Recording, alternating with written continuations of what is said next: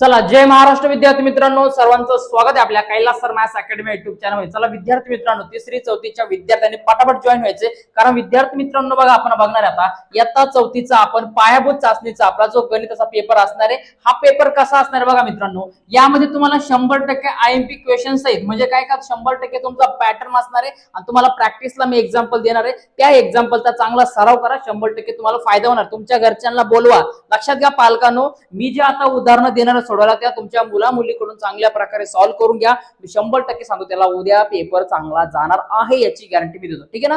लक्षात घ्या। चला, सगळ्यात पहिले जर नवीन असेल तर पटकन चॅनलला सबस्क्राईब करून घ्या। आणि आज बघणार आपण इयत्ता चौथीचा गणित या विषयाचा पायाभूत चाचणीचा आपण पेपर। ओके, चला डायरेक्टली सुरुवात करतो बघा। सगळ्यात पहिला प्रश्न तुम्हाला काय आला का, दिलेली संख्या तुम्हाला अंकात लिहायची। काय करा, तुम्हाला दिलेली संख्या अंकात लिहायची। आता इथे बघा काय दिले, 727 तुम्हाला दिले, बरोबर आहे। 727 अशा प्रकारे तुम्हाला संख्या काय करायची, तुम्हाला लिहायचे, बरोबर आहे। दिलेल्या ज्या संख्या असतील त्या तुम्हाला काय करायचे, लक्षात घ्या, अंकात लिहायचे, किंवा दिलेल्या ज्या संख्या असतील म्हणजे तुम्हाला अंक अक्षरात असतील ते तुम्हाला अंकात लिहायचे, उलट, ठीक आहे ना। बघा मग आता तुम्हाला बघा सर्वासाठी काय बघा मित्रांनो, त्याच्यामध्ये बघा काय तर 917 घ्या, 918 घ्या, 955, 511, 412, 309 या सगळ्या संख्या घ्या आणि या संख्यांचं तुम्हाला काय करायचं, याचं वाचन करायचे, एकदा अक्षरात लिहायचे आणि तुम्हाला एकदा काय करायचं मित्रांनो, लक्षात घ्या, एकदा तुम्हाला अंकात लिहायचे, ठीक आहे ना। याचा चांगल्या प्रकारे तुम्ही प्रॅक्टिस करून घ्या याच्यामध्ये, ठीक आहे ना। अजून तुम्हाला काय प्रश्न विचारला जाऊ शकतो का, एखाद्या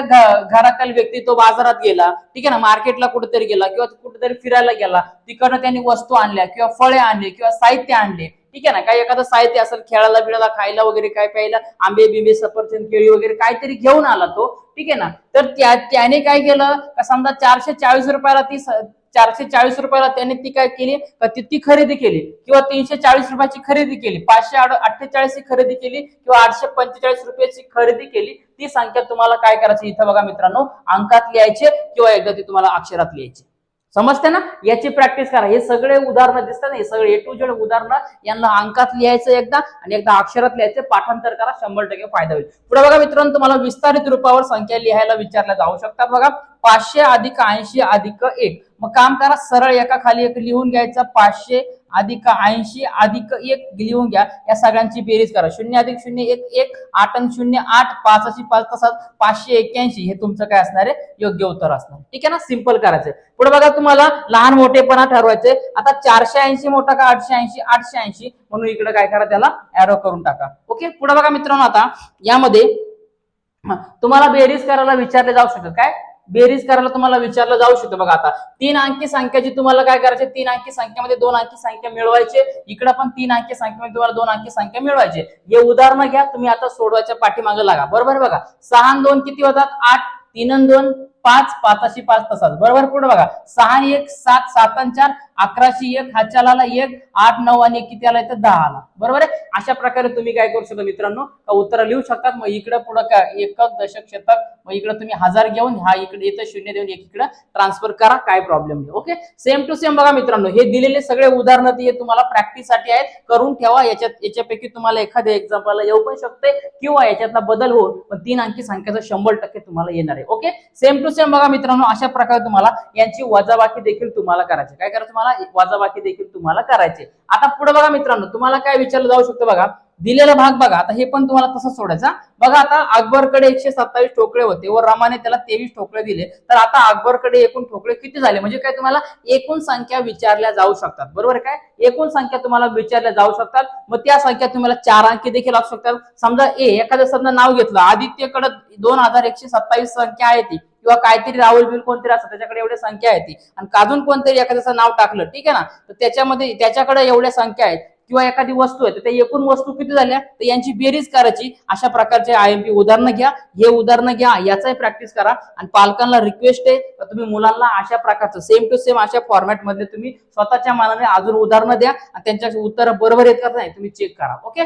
पुढे बघा मित्रांनो, आता यामध्ये बघा बेरीज करा तुम्हाला सांगितले, ठीक आहे ना। काय दिलं, बेरीज सॉरी वजाबाकी करायचं, मिस्टेक झाली, वजाबाकी करायची तुम्हाला, जे आता उदाहरणं बघितले आपण तेच तुम्हाला इथे काय करायचे, वजाबाकी करायचे। ओके, पुढे बघा, मोहसिनकडे 325 रुपये होते, त्याने वॉटर बॅग घेतल्यानंतर त्याच्याकडे 108 रुपये उरले, तर वॉटर बॅगची किंमत किती, बरोबर आहे। काय करा का किती रुपये होते त्याच्याकडे 325 रुपये होते, त्याने किती खर्च केले 118 रुपये खर्च केले. मग या दोघांमधून काय करा, यांची वजाबाकी करा, तुम्हाला भेटणार आहे वॉटर बॅगची किंमत. बरोबर आहे. अजून तुम्हाला काय येऊ शकतं बघा, आता लक्षात घ्या 4 अंकी संख्या 5 अंकी संख्येमध्ये पण तुम्हाला विचारत असतो का एखाद्या वस्तूची किंमत आहे, समजा 72,324 एखाद्या वस्तूची किंमत आहे. मग ती शाईन गाडी असेल, पल्सर असेल किंवा एखादं सामान असेल, टीव्ही असेल, लॅपटॉप असेल, ठीक आहे ना, कपाळ बिपाळ काहीतरी करण्यात असेल, असे तुम्हाला उदाहरणं असतील, याची एवढी किंमत आहे.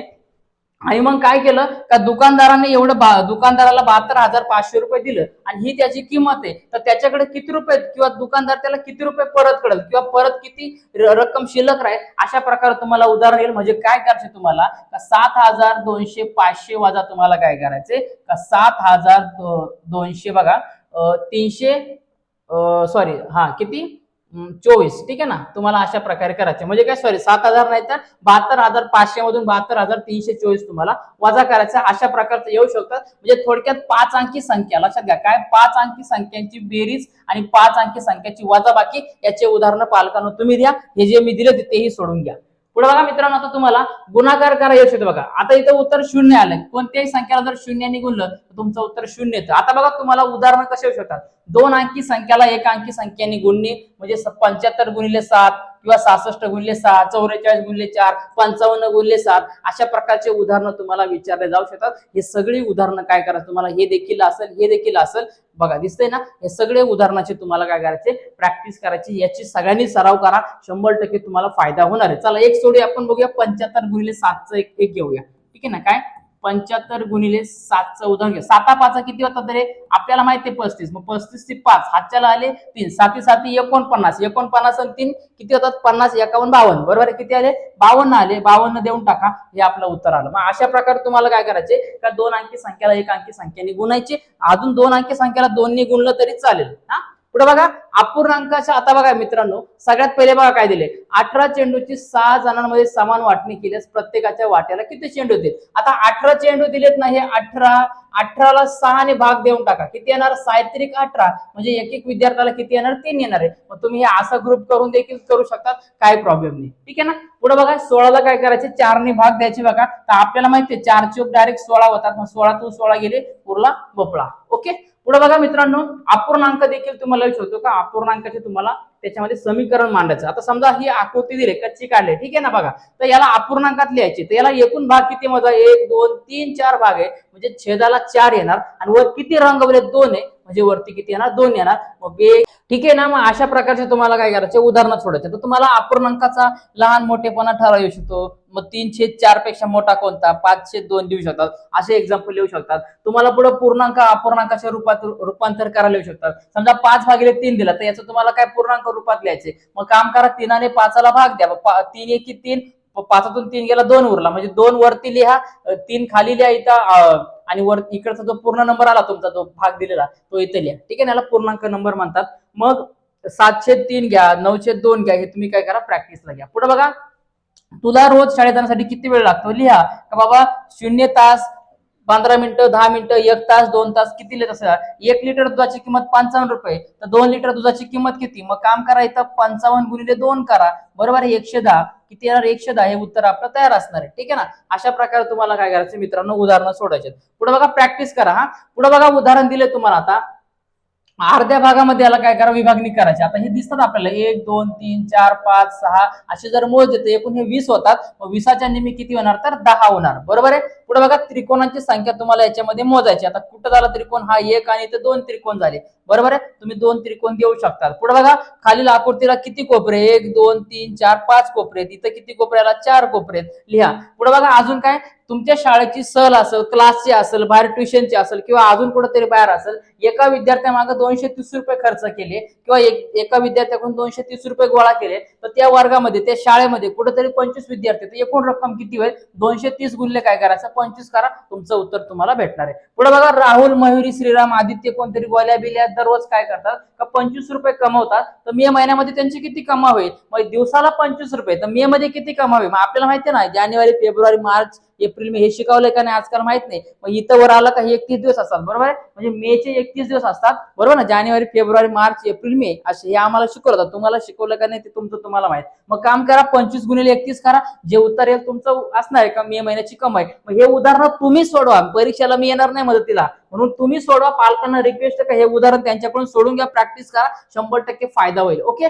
पुढे बघा दिले तुम्हाला सिमेट्री दाखवायचे अशा प्रकारे सममिती. नंतर बघा आता तुम्हाला का आकृती बंध पूर्ण करायचे. बघा आता इथं वरती काय, वरती एक बाण चाललाय, इकडे 2 बाण, मग इकडे 3 बाण, 4 बाण, 5 बरोबर आहे. 5 बाण वरती जाताना दिसतात. पुढे बघा आकृती पूर्ण करायचं तुम्हाला बघा इथं दिले 5, 10, 15, 20 दिले. तर इकडे स्टार्टिंगला काय ना 0 येणार बरोबर, कारण 5 चा फरक आहे. पुढे बघा इथं दिले 8 दिलाय, मग 8 1 8, 8 2 16, 8 3 24, 8 4 32, 8 45 असं पुढे जाणार बरोबर आहे. पुढे बघा 9 1 9, 9 2 18, 9 3 27, 9 4 36, 9 5 45 अशा प्रकारे पुढे जाईल. पुढे बघा 10 1 10, 10 2 20, 10 3 30, 40 50 अशा प्रकारे मुलांना पाडे द्या आणि ते त्यांना सॉल्व्ह करायला लावा. पुढे बघा एका 5 पाकळ्यांपासून एक फूल तयार होते, तर 50 पाकळ्यांपासून किती फूल तयार. एका बरोबर आहे. एक काय तर एक फूल बनण्यासाठी 5 पाकळ्या लागतात. 5 पाकळ्यापासून एक फूल बरोबर आहे. एक फूल साठी 5 पाकळ्या. मग लक्षात घ्या एकूण पाकळ्या किती 50 आहे. मग 50 भागिले काम करा 5 घारा, 5 10 किती होणार तर 50 होणार. म्हणजे एकूण किती फुलं तयार होणार तर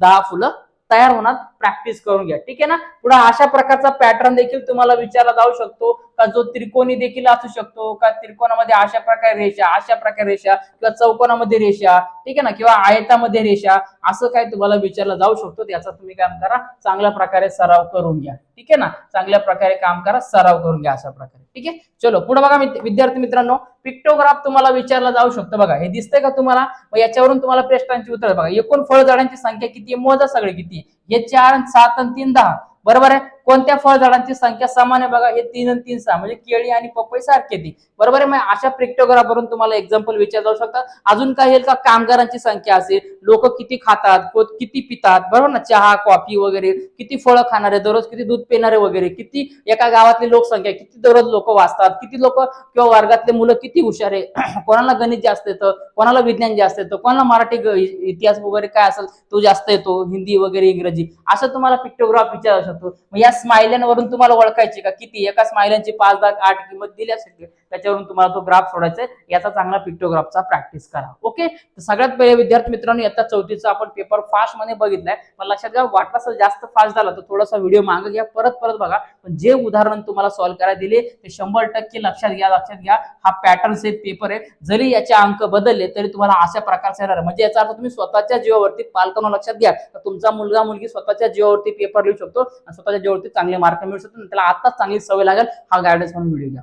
ओके. चला सगळ्यांना परीक्षेसाठी शुभेच्छा आहेत. खूप साऱ्या शुभेच्छा आहेत. पटकन चॅनल सबस्क्राईब करू द्या, लाईकचं बटन दाबा आणि कमेंट मध्ये जायचंय. हाईपचं बटन तिथं जाऊन कमेंट टाईप नाही करायची, याच्यावरती क्लिक करायचे. काहीतरी 180 पॉईंट येतील, त्या पॉईंटवर क्लिक करा, काळ्या अक्षरात ते पॉईंट घ्या. ओके. चला भेटूया विद्यार्थी मित्रांनो आता पुढच्या व्हिडिओमध्ये. इंग्लिशचा पेपर नक्की घेणार आहे. तोपर्यंत सर्वांना दिल से जय महाराष्ट्र.